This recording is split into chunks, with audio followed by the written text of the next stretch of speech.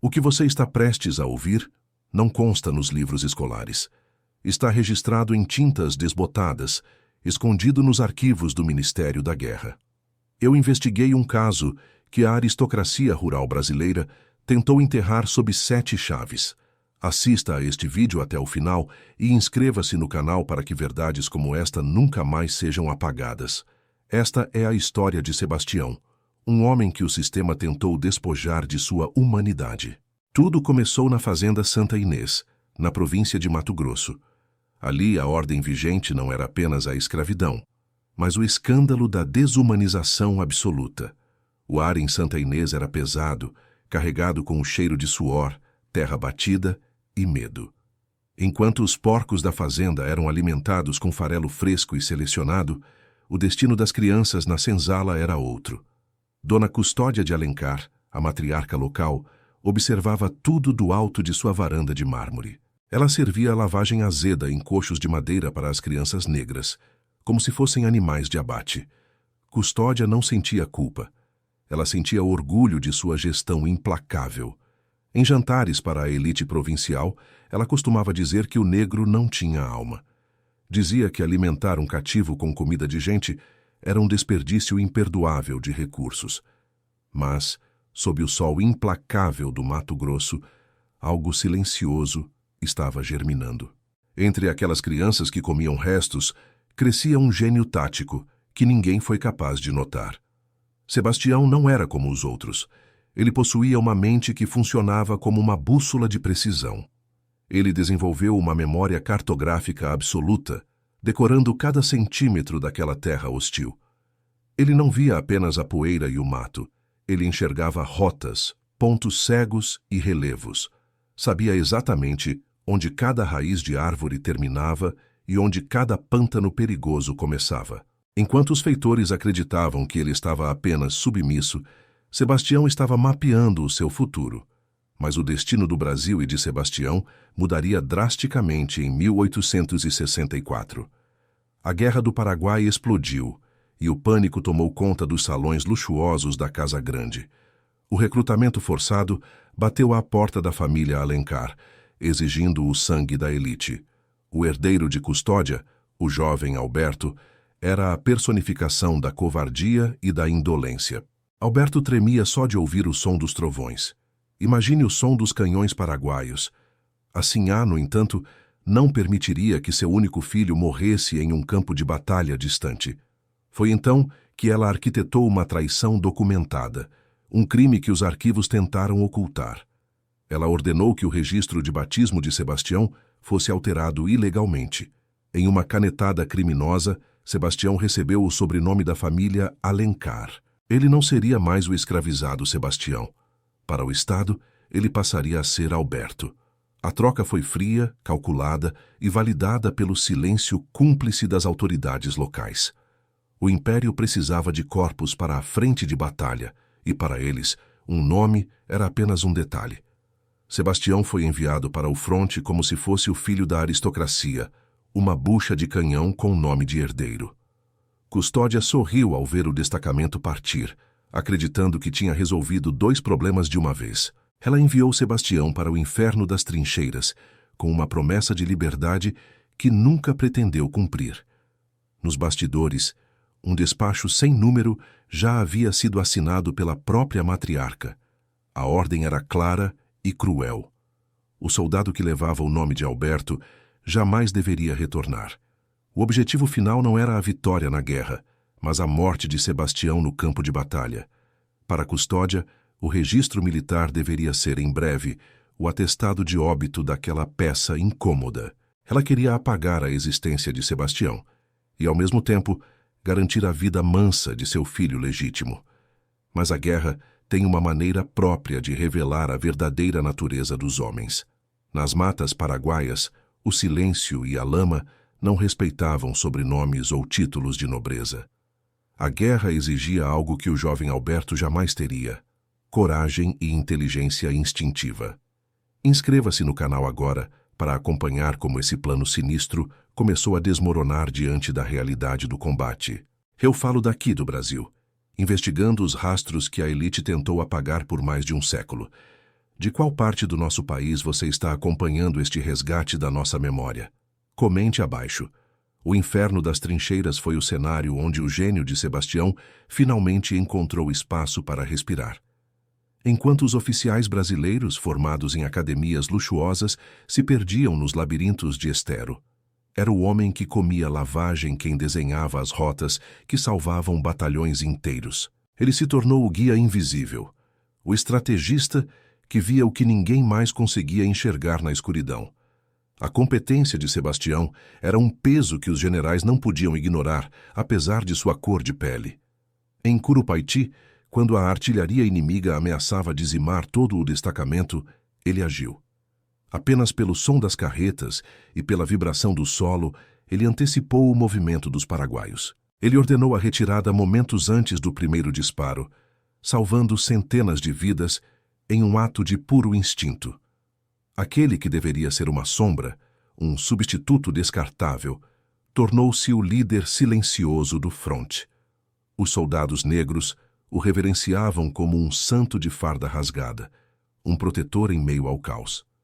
Mas, enquanto ele conquistava medalhas e respeito nas trincheiras, a traição em casa se tornava mais profunda. Custódia de Alencar não parou apenas na troca de nomes. Ela começou a apagar os rastros físicos de Sebastião. Ela queria garantir que, caso algum sobrevivente retornasse com histórias, não houvesse provas de quem ele era. A guerra se arrastava, e cada dia de sobrevivência de Sebastião era um desafio aos planos da Sinhá. Ele lutava duas guerras simultâneas, uma contra o inimigo externo e outra contra a identidade que lhe foi roubada. Em 1870, os canhões finalmente silenciaram, mas para Sebastião, o verdadeiro conflito estava apenas começando. Ele desembarcou em solo brasileiro condecorado, carregando medalhas de bravura no peito. No entanto, o nome que gritavam durante as homenagens não era o seu, era o de Alberto de Alencar. O peso daquelas medalhas era o peso de uma mentira que ele não estava mais disposto a carregar. Ao retornar para o Mato Grosso, Sebastião não era mais o menino que aceitava restos no coxo. Ele trazia consigo a fúria dos injustiçados e a disciplina de um veterano que sobreviveu ao impossível. Ele esperava encontrar a liberdade que lhe fora prometida antes do embarque para o Paraguai. Mas, ao cruzar os portões da Santa Inês, o que o esperava não era um documento de alforria. Era um destacamento de polícia e uma ordem de prisão administrativa por um crime absurdo. O sistema, movido pela mão invisível de Custódia, acusava o herói de guerra de deserção e roubo de identidade. Eles estavam tentando transformar sua glória na prova definitiva de sua suposta criminalidade. A elite não podia permitir que um homem negro voltasse com o poder e o prestígio de um oficial. Sebastião percebeu naquele momento que a Casa Grande era um campo de batalha muito mais perigoso que o Paraguai. O plano de apagamento histórico de Custódia entrava em sua fase final e mais violenta.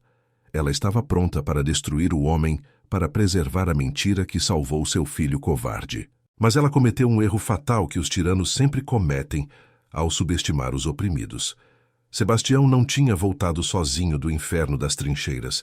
Ele trouxe consigo a lealdade de homens que deviam a ele nada menos que suas próprias vidas.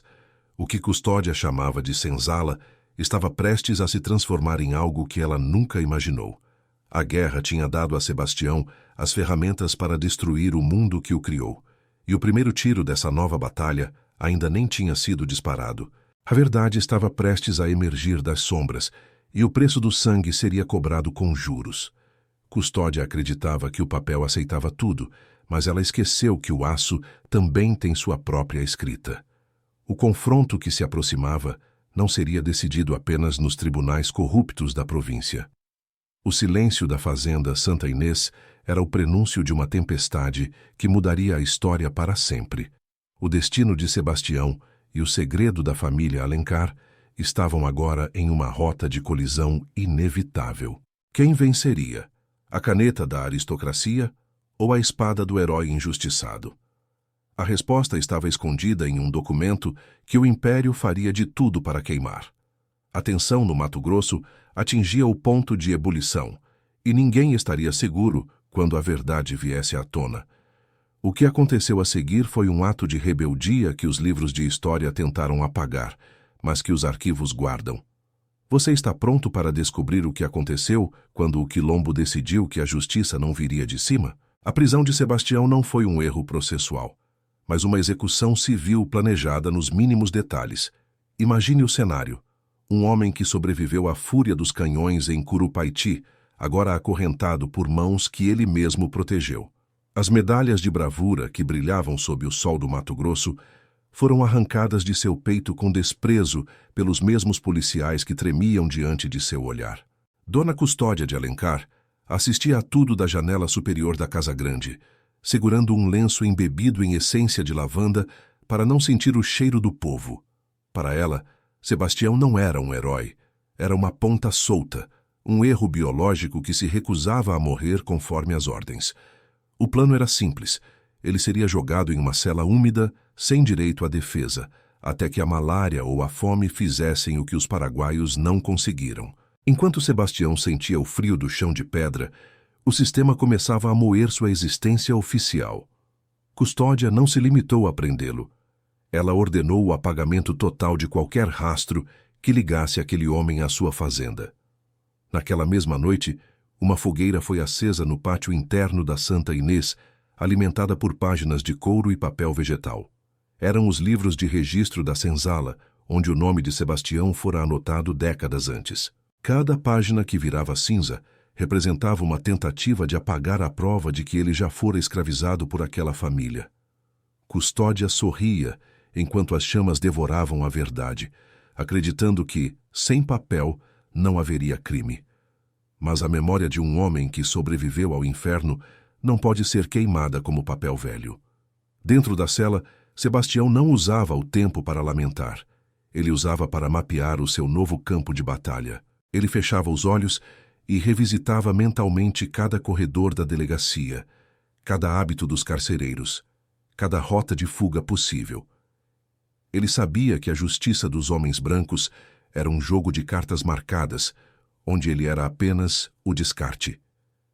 Eu não sou Alberto, ele sussurrava para as sombras, mas eu conquistei o direito de ser eu mesmo com o sangue que derramei na lama. O silêncio da prisão era interrompido apenas pelo som de passos pesados que se aproximavam de sua cela todas as noites. Eram homens pagos por Custódia para garantir que Sebastião não chegasse vivo ao julgamento. Eles não usavam armas de fogo, pois o som despertaria curiosidade. Usavam o cansaço, a humilhação e a privação. Mas o que eles não sabiam é que a resistência de Sebastião fora forjada no fogo da artilharia pesada. Enquanto isso, na vila, o boato sobre o falso Alberto começava a tomar contornos perigosos. A aristocracia local, temerosa de que o precedente de Sebastião inspirasse outros, fechou fileiras em torno de Custódia. Eles sabiam que, se um homem negro pudesse provar que fora enviado para morrer no lugar de um herdeiro, todo o sistema de trocas ruiria. A justiça paroquial foi acionada para acelerar a condenação por roubo de identidade e deserção. O tabelião local, que já havia recebido sua parte em ouro, preparava os documentos que declarariam Sebastião como um impostor perigoso. O cerco estava se fechando, e o ar na cela de Sebastião parecia ficar cada vez mais escasso. Inscreva-se no canal agora, porque o que vou revelar a seguir mostra que a lealdade é uma arma que a elite nunca soube manejar. Eu falo daqui, do Brasil, e estou abrindo os registros de uma rebelião que começou muito antes do primeiro tiro. De qual cidade você está acompanhando este caso de injustiça histórica? Comente abaixo, pois sua presença aqui garante que esses nomes não sejam esquecidos. Custódia acreditava que tinha isolado Sebastião, mas ela esqueceu um detalhe fundamental. Veteranos de guerra nunca lutam sozinhos. Nos portos e nas estradas de terra, outros homens negros começavam a retornar do Paraguai. Eles não traziam apenas cicatrizes, traziam o respeito eterno pelo homem que os guiou através dos pântanos da morte. Quando a notícia da prisão de Alberto, o verdadeiro Sebastião, chegou aos ouvidos desses veteranos, o clima mudou. Eles sabiam quem era o verdadeiro herói de Curupaiti e Humaitá. e sabiam que a farda que ele usava fora ganha com bravura, não por herança.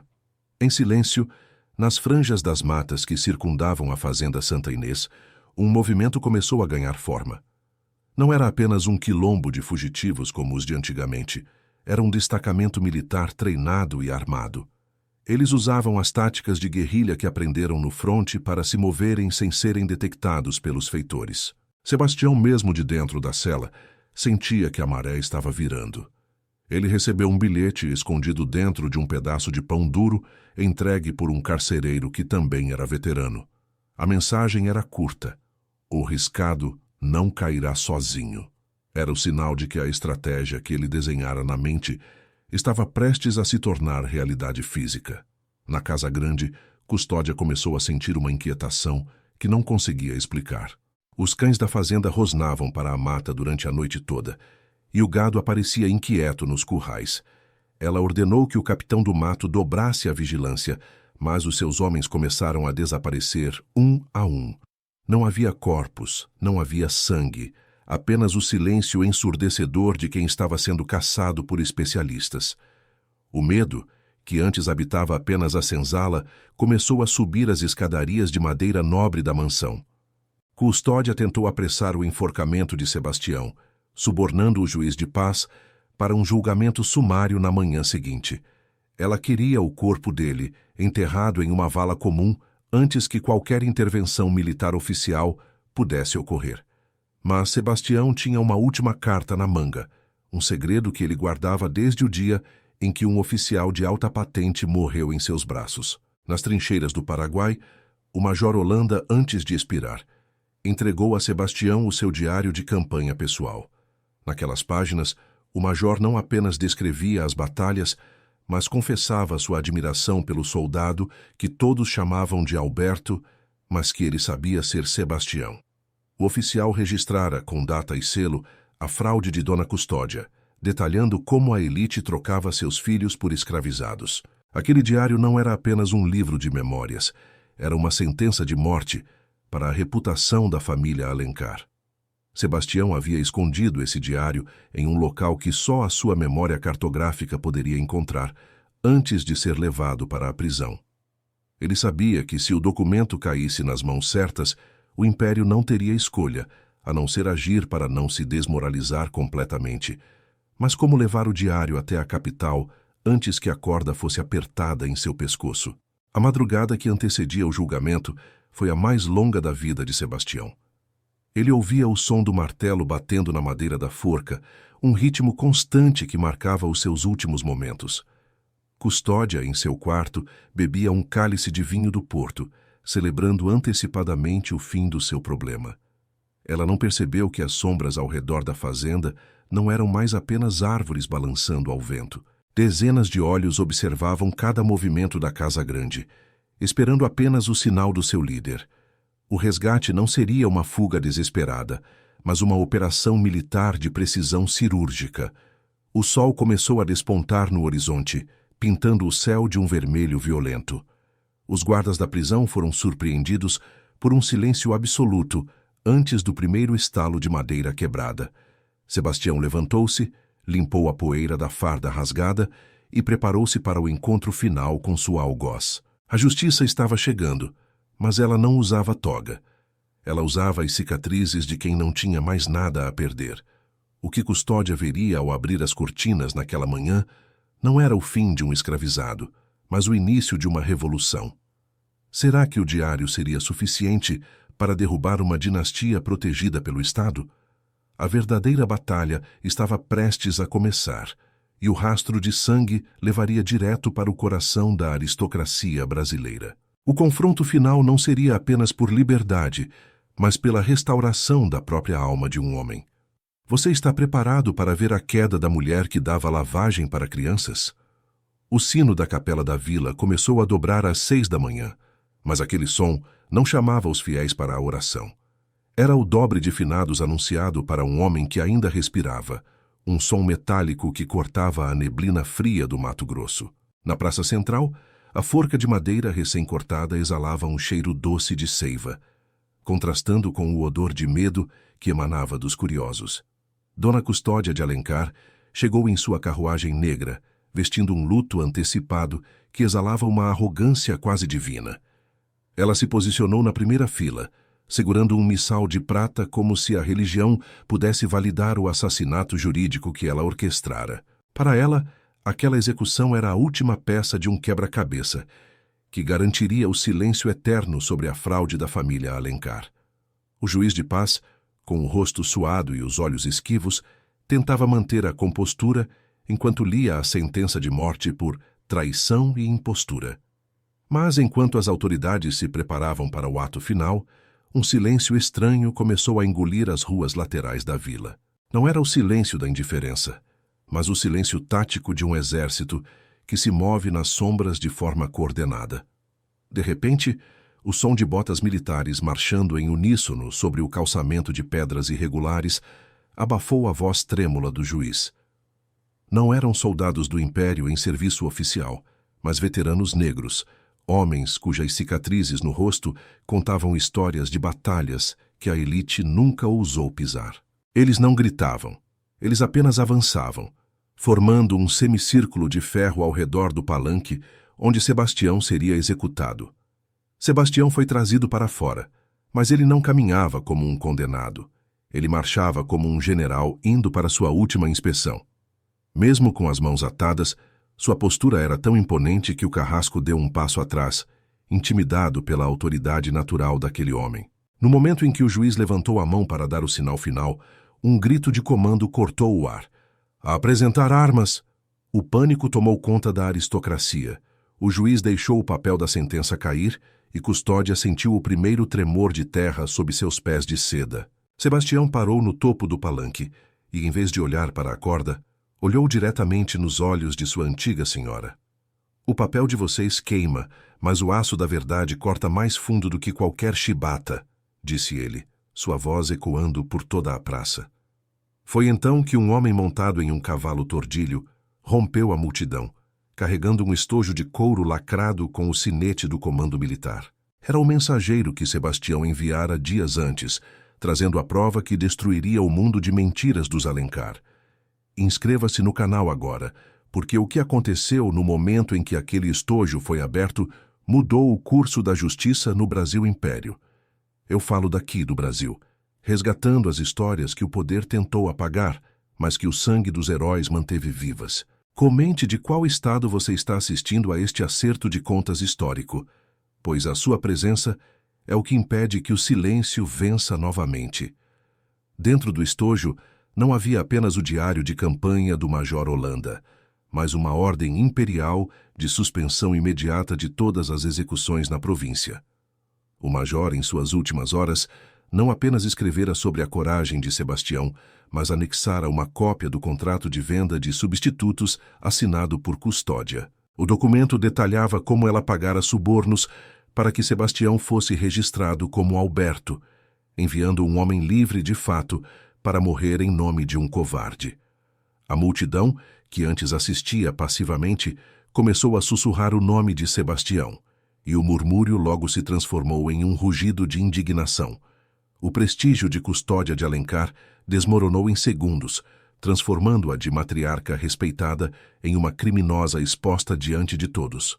Ela tentou levantar-se para protestar, mas o peso da verdade era mais pesado que suas joias de ouro e diamantes.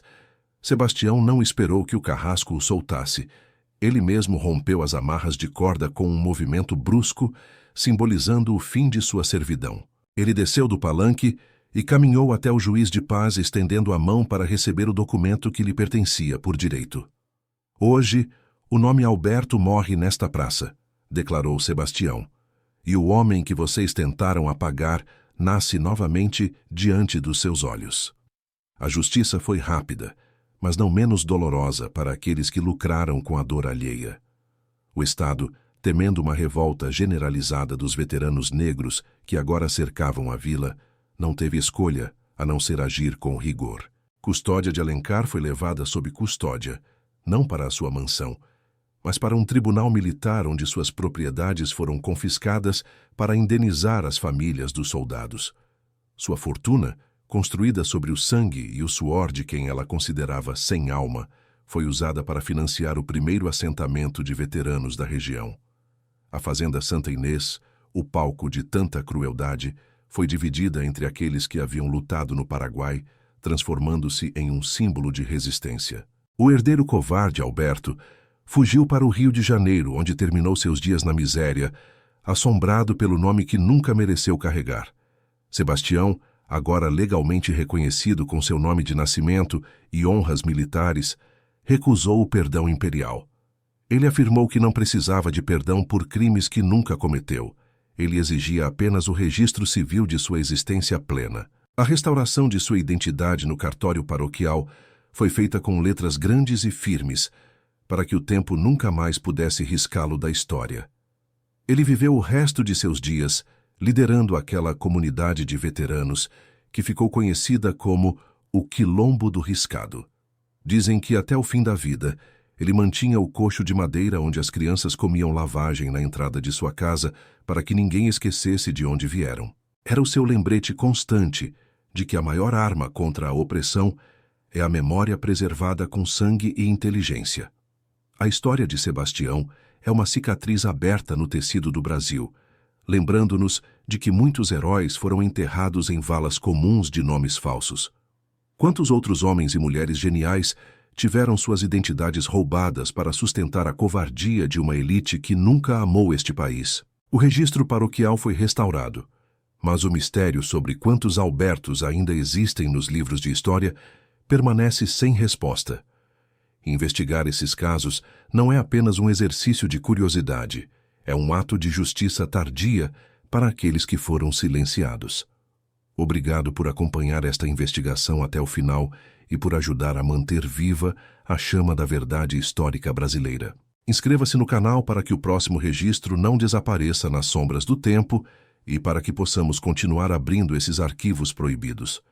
Comente abaixo qual caso da escravidão ou da nossa história oculta você gostaria que eu investigasse a seguir, aqui do Brasil.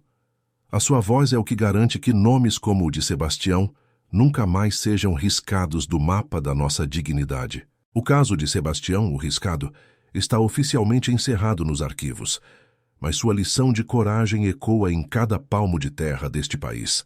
Até a próxima investigação, onde a luz da verdade voltará a brilhar sobre as sombras do passado.